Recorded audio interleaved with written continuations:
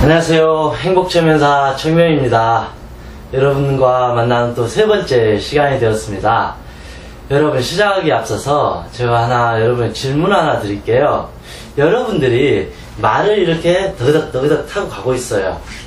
그럼 타던 말이 혹시 죽으면 여러분 어떻게 하실래요? 여러분이 타고 가는 그 말이 죽으면 어떻게 하실 건지 한번 생각해 보세요. 많은 답들이 있겠지만 제가 생각하기에 타고 가는 그 말이 죽으면 빨리 말을 갈아타라. 자, 생각해 보세요.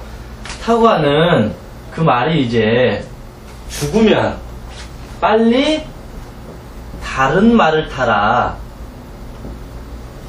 한번 이해를 한번 해보세요. 제가 왜 처음부터 이런 얘기를 하냐.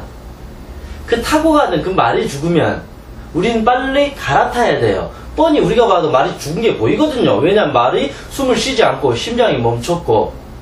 그런데 우리는 어떻게 하느냐. 그 말이 죽은 걸 인정 안 하고 말을 붙잡고 막 늘어져요. 말아, 너 죽은 거 아니야. 빨리 숨을 쉬어. 나는 너가 죽지 않은 걸 알아. 거짓말 하지 마. 그러면서 끝까지 그 말을 살리려고 억지 부리고 떼쓰고 애써요. 근데 도저히 말이 안 일어나니까 그걸 아직도 인정 안 하기 때문에 결국은 그 말을 내가 또 어깨에 지고 가요. 언젠간 이 말이 살아날 거야. 환생할 거야. 돌아올 거야. 다시 시작할 거야. 그런 어떤 그 마음의 집착 같은 환상을 우리는 갖고 있다라는 거죠. 왜 그러냐면요. 내가 공부는 열심히 했는데 대학 입시에 떨어져서 우울증을 걸렸어요. 생각해보세요. 대학 입시 떨어진 거는 산 말이에요? 죽은 말이에요? 죽은 말과 같잖아요. 근데 그 죽은 말 때문에 나는 우울증에 걸려버려요. 이미 끝난 거고 종결된 건데 그것 때문에 우리는 계속 아파한다라는 거죠. 우울증이라는 것도 그 죽은 말을 인정 안 하는 거예요. 죄송한 표현일 수도 있겠지만 사랑하는 사람이 물론 죽을 경우에 얼마나 고통스럽고 슬퍼요. 그렇지만 어찌됐든 끝난 거잖아요. 죽은 말이 돼버렸잖아요. 그렇다고 해서 그 말이 정말 살아난다라면 희망을 갖고 하겠지만 뻔히 죽은 말이에요. 대학 입시에 떨어진 거 끝난 거예요. 되돌릴 수 없어요. 1%도요. 사랑하는 사람이 안타깝게도 먼저 죽게 됐다. 그것도 안타깝지만 죽은 말이고 게임 끝난 거예요. 내가 사업에 망해서 지금 힘들어하는 것도 어찌됐든 끝난 말이에요. 지금 당장 사업을 어떻게 하면 잘할 것인가를 생각해야죠. 내 사랑하는 누군가 죽었으면 이제 내 스스로 독립해서 더 행복하게 어떻게 살 것인지를 생각해야 돼요. 내가 대학 입시에 떨어졌으면 재수를 해서 다시 좋은 대학 갈 거를 생각해야 돼요. 왜 나는 공부를 못해서 떨어졌을까? 왜 이 사람은 나 이 힘든 시기에 먼저 나를 떠나서 날 고통스럽게 할까? 왜 나는 사업이 망해가지고 이런 바보 멍청이 계속 자신을 자책하느냐 이거죠. 여러분들 어떤 지금 우울증의 문제, 우울한 마음의 문제도 한번 생각해 보세요. 여러분이 정말 이 죽은 말을 지금 붙잡고 가고 있는 게 아닌가. 그래서 진정 우울증을 극복하고 행복하게 살기 위해서는 그 집착하는 그 말이 죽었다는 것을 인정하고 놔버렸을 때 우리는 더 좋은 새로운 말을 갈아탈 수 있다. 결국 그래서 항상 법정 스님 말씀하셨던 그 집착, 그 무소유는 소유하지 않는 게 아니라 집착을 부리지 말라는 거. 이미 종결된 문제는 끝난 거. 여러분들이 과거에 수많은 아픔과 상처와 고통이 있다 할지라도 그거는 끝났어요. 게임 오버. 종결됐습니다. 그래서 더 이상 그것을 가지고 어떻게 하려고 하시면 더 나만 힘들어지기 때문에 끝났구나. 그래, 그럴 수밖에 없었구나. 내가 다시 힘을 가져가지고 다시 내 삶을 살아야 되겠다라는 그런 긍정적인 마음으로 이 강의를 시작해 주시면 좋겠습니다. 오늘은 페이지 9페이지 우울증을 경험하는 사람들의 공통된 성향. 저도 이제 한동안 10년 이상, 거의 20년 이상을 우울증으로 아파와 봤고, 또 최면 상담사로서 뭐 우울증 비슷한 강의도 해보고 많은 우울증에 걸린 사람을 상담도 해보다 보니까 아, 우울증인 사람들이 이러이러한 대체적인 성향이 있다는 걸 알게 됐어요. 아, 이 부분을 우리가 정확히 인지를 해야지 내가 변화할 수 있구나. 저는 그걸 이해하게 됐고, 여러분과 같이 지금 17개의 어떤 주제를 가지고 한번 강의를 한번 해보겠습니다. 예, 첫 번째, 마음이 여리고 순수하다. 그렇지 않나요? 여러분들 좀 마음이 여리고 좀 순수하지 않나요? 그래서 알게 모르게 상처를 잘 받게 되죠. 마음이 좀 더 강하고 좀 모질고 좀 못된 사람이면 우울증 안 걸려요. 우리가 봐서 이게 손가락질 받을 만한 사람 있잖아요. 정말 나쁜 사람들. 그 사람들은 의외로 우울증에는 안 걸려요. 그럼 자기 하고 싶은 대로 다 하니까. 근데 우리가 마음이 여리고 순수하시는 분들은 자기 하고 싶은 대로 못 해요.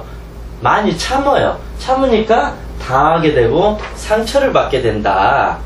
그래서 마음이 강해져야 되겠죠.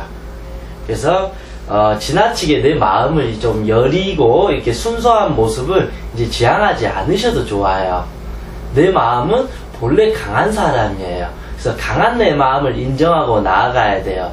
더 이상 내가 마음이 여리고 순수하다라는 내 스스로 자기 체면을 걸 이유가 없습니다. 여러분은 무한한 강한 마음이 이미 갖고 있으시니까요. 그래서 두 번째, 지워지지 않는 과거의 아픔과 상처가 있다.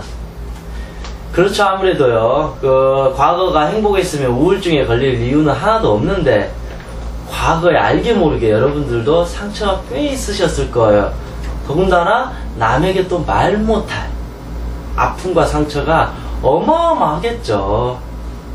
사람이 살다 보면 누구나가 그런 일들이 다 일어나죠. 어릴 적에 심각하게 부모로부터 학대를 당했다거나, 아니면 내가 정말 부모님 맞벌이로 인해서 부모님의 보호를 받지 못하고, 그러다 보니까 친구들한테 자주 놀림을 당하고, 아니면 학교에서 왕따를 당해서 항상 소심해지고 위축되고 자존심 상하는 일도 많아질 수도 있고, 아니면 내 외모가 좀 못생겨가지고 주변으로부터 놀림을 많이 받아서 항상 위축된 마음에 또 우울한 마음이 또 들 수도 있고, 항상 돈이 없어서 평생 고생하고 고생했는데 하는 일마다 잘 안 풀리고 사기당하고 상처를 받다 보니까 또 우울한 마음들이 이렇게 나를 힘들게 할 수도 있고, 그런 아픔과 상처들이 누구나가 다 있다라는 것입니다. 그렇다고 해서 그 아픔과 상처를 가만히 놔둔다고 해서 또 해결되지 않아요.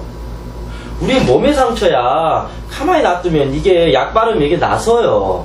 피가 멈춰요. 근데 마음의 상처는 그렇게 시간이 지난다고 해서 해결되질 않아요. 제가 예전에 가장 좋아했던 단어지만 지금 제일 싫어하는 단어가 있어요. 그 의미가 있어요. 시간이 약이다. 물론 맞는 말이긴 하지만 시간이 모든 것을 해결해 주지 않대요. 제 경험에서는. 가만히 있는 나를, 이 세상은 어느 누구도 날 구해 주지 않아요. 설령 신이다 할지라도 신께서도 가만히 있는 나를 절대 도와주지 않아요. 내가 해야지 약이 돼요. 그래서 내 스스로 할 수 있는, 그래서 내 스스로 내 모든 문제를 찾아야 되고 알아가야 돼요. 그래서 어릴 적에 여러분들이 상처와 아픔이 있다면, 아 싫어, 안 봐 이렇게 도망가지 마세요. 도망가기만 하면 따라와요. 얘들은 괴물 같아. 이런 마음들은 도망가지 말고 용기 있게 내 어릴 적 과거를 돌아가 보세요. 아, 내가 그때 많이 힘들었었구나. 내가 많이 그때 불안했었구나. 그때 고통스러웠구나. 수치스러웠구나. 내가 나를 사랑하지 않았구나. 나를 너무 미워했었구나. 진정으로 나를 끌어안아 주세요. 여러분의 이 과거라는 거 정말 좋은 거예요. 고마운 거고 사랑스러운 거예요. 여러분의 과거가 있기 때문에 지금 현재가 어찌됐든 있는 거고, 그것 때문에 내가 지금 살아가고 있는 겁니다. 그래서 어떤 내 과거를 이제는 두려워하고 회피하기보다는 감싸 안아주세요. 내가 어릴 적에 정말 어릴 적만 생각하면 눈물이 나고 슬프고 고통스러웠다라면, 이제 어릴 적 그 내 모습을 떠올려서 엄마처럼 포근히 안아주세요. 감싸 안아주고 사랑해주세요. 그러면 어릴 적 상처받는 마음도 울다가 환하게 이렇게 웃는 모습으로 바꿔요. 얼마나 고생했어요. 어릴 적 상처받은 내가. 그 힘든 상황에서 자살하지 않고 잘 버텨온 내 어떤 그 어릴 적 모습이 얼마나 대견하고 안쓰럽고 이뻐요. 그래서 그 모습을